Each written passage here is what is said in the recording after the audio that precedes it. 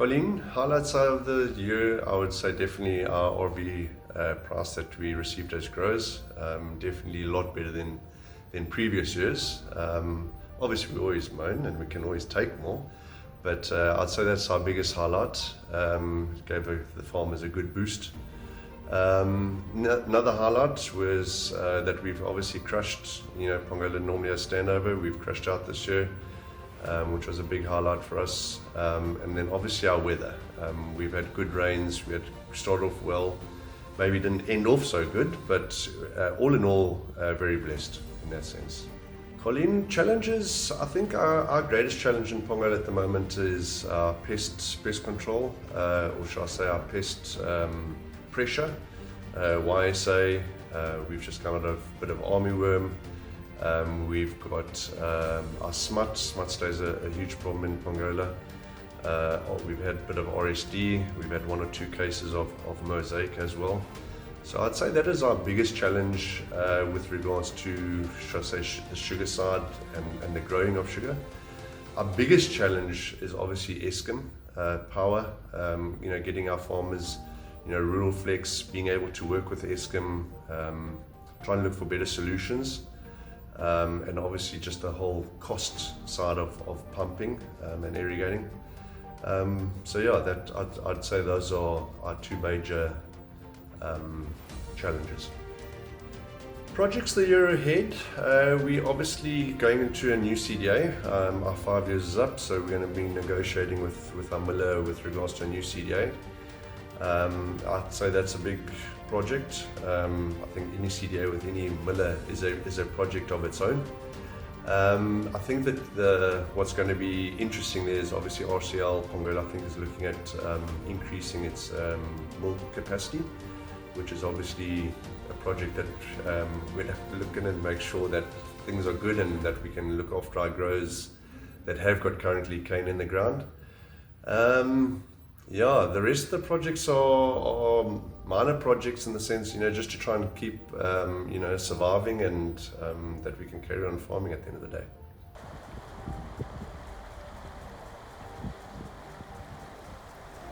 One highlight also recently popped up, and that's the discussions with RCL, especially with some of the specialists of RCL in terms of energy generation.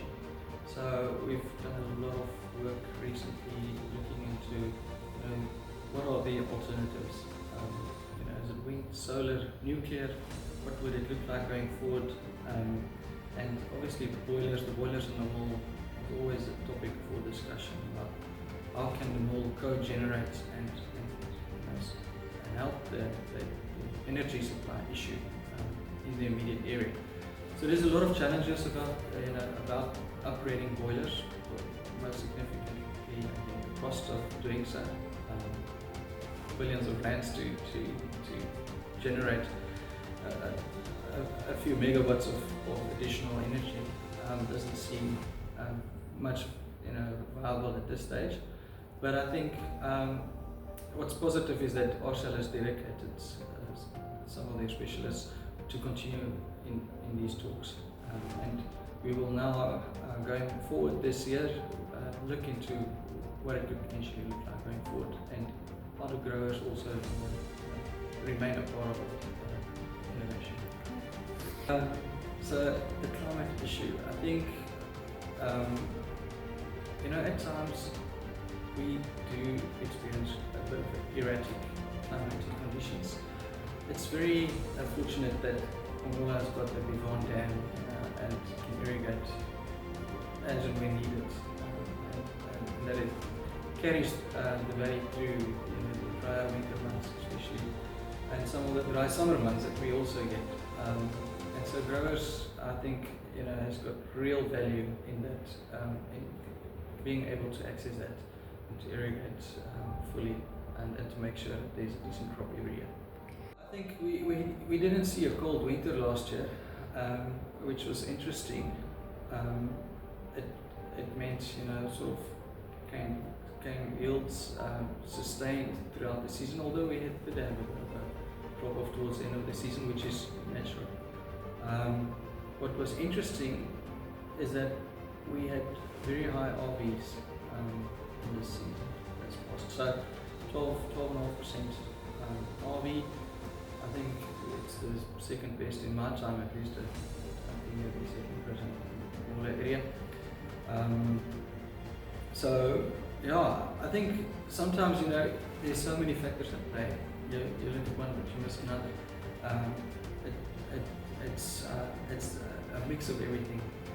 You need good climate, good management, good logistics, and then obviously we always pointed out that more reward.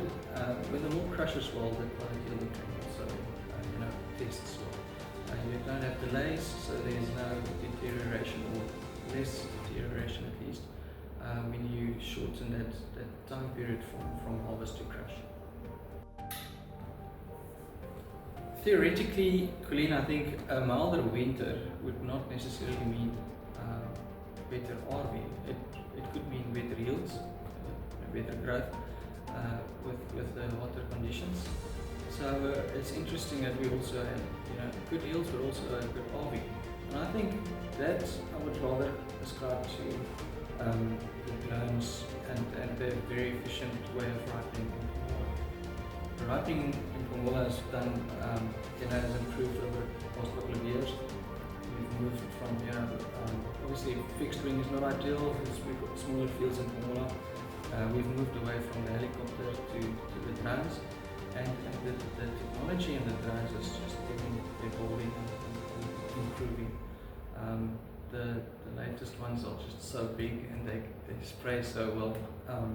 And I think obviously there's growth pains in any new business. So we did have our issues with the drones, some niggles here and there, and I think over time just been sorted out. And I think our ripening program in Pongola and the fact that RCL subsidizing half of the ripening cost is just so motivating and encouraging for growers. Our growers do really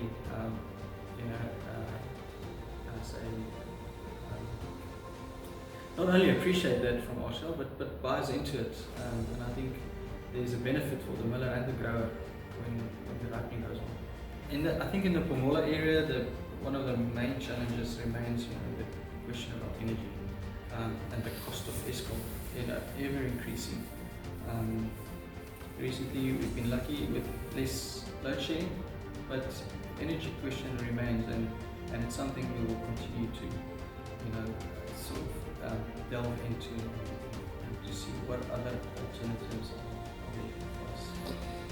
Solar is currently one of the cheapest alternatives and the quickest and easiest to implement.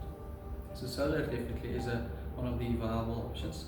Some of our bigger farmers have already made substantial investments into solar. I'm not sure if it's a complete answer. You have days where it's overcast. Well, hopefully then it rains and then you don't need so much energy in any case. But the thing about nighttime and the cycle of irrigation, if you have to fit that in with daylight hours only, and when you have enough sunlight to generate enough electricity, with that comes a huge investment because you need to change your irrigation system completely most of the times. So in terms of supporting innovation and technology in the Pongola area, we encourage growers to come to our grow days, where we always invite guest speakers. So whether it's the specialists in the latest drip irrigation or the drone applicators of all chemicals, including ripening, I think that's how we sort of create that environment where to showcase what's available, and then for growers to be exposed to what's available and then to decide themselves. For small scale growers, I think in terms of ripening and so on, the drones have really come a long way in helping with that. It's just so much more viable to do small scale growers with drones than to try and get a helicopter into fields one by one. fields, obviously. So yeah, there's been improvements, to include small-scale growers into the sort of technology and innovations area, but there's still, I think, lots to do. Yeah, interestingly, Colleen, I think we've had the hot water treatment plant and the mother block for some years going now. We have good commercial farmers as cooperators. So in that, we've developed a nice way of tracking where the seed cane is, at times the different varieties, so that when growers need, then they can easily approach those cooperators and assess seed cane, whether it's at a cooperator, but also that availability at the mother block as well. It's been going very well, and I think our P&E teams obviously still pick up diseases of smut and RSD and this and that, but yeah, tongue in the cheek, I think we got a good P&E team, so they pick up all the pests and diseases, and that shows in our reports. So if we want to get if we want to see less RSD and smut, we just get the P&D team to work less days of the week. The very first seed cane scheme, seed cane project with the small scale grower was the Nyembe. It was massively successful, and we enjoyed it so much. And that obviously followed into multiple other ones. And we had one at Kopi Alien with the land reform farmers in Pongola, the Moshlayla Trust. That's come to an end now, and it's just something we've built on. And I think in the meantime we've done those at the Makati Flats and around the Pelosi and all across the industry. Lucerne, with the Lucerne project, we've realized again, that sugarcane is really not the worst crop to deal with. It's very resilient and quite easy to manage actually, compared to some of the other cash crops and things like Lucerne. So with Lucerne, we realized our first trial that we planted was a year ago. We realized that managing weeds in a lucerne field is very difficult.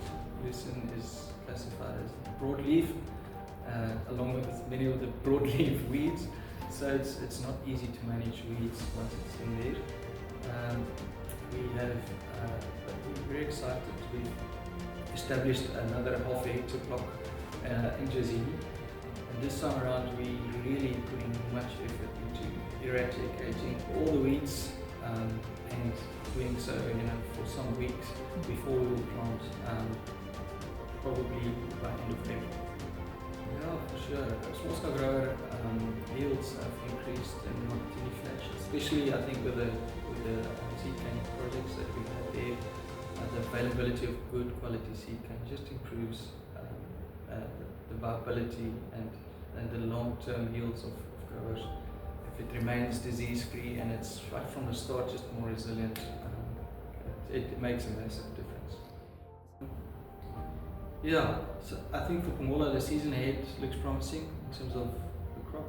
We've had a good growing season so far, the last couple of months. We've seen good rainfall, good growing conditions, nice sunny days in between,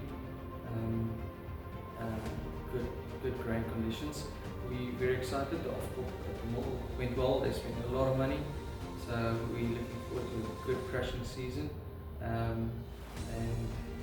think in terms of just our stakeholder engagement and good governance, I think we will remain that part and that role we play. More highlights. I think looking forward to this season, definitely will include the discussions with Osham about the energy solutions and the specialists that they've afforded us. We're looking forward to have those discussions and to see what it goes out. It's been, I think, opportunities. I'm not worried about too many things in Pongola. I think keeps me up that that's sort of bringing me too much anxiety or depression or something like that. No, I'd say I'm kept up by opportunities. There's so much to do still, and I think it's just about unlocking those opportunities.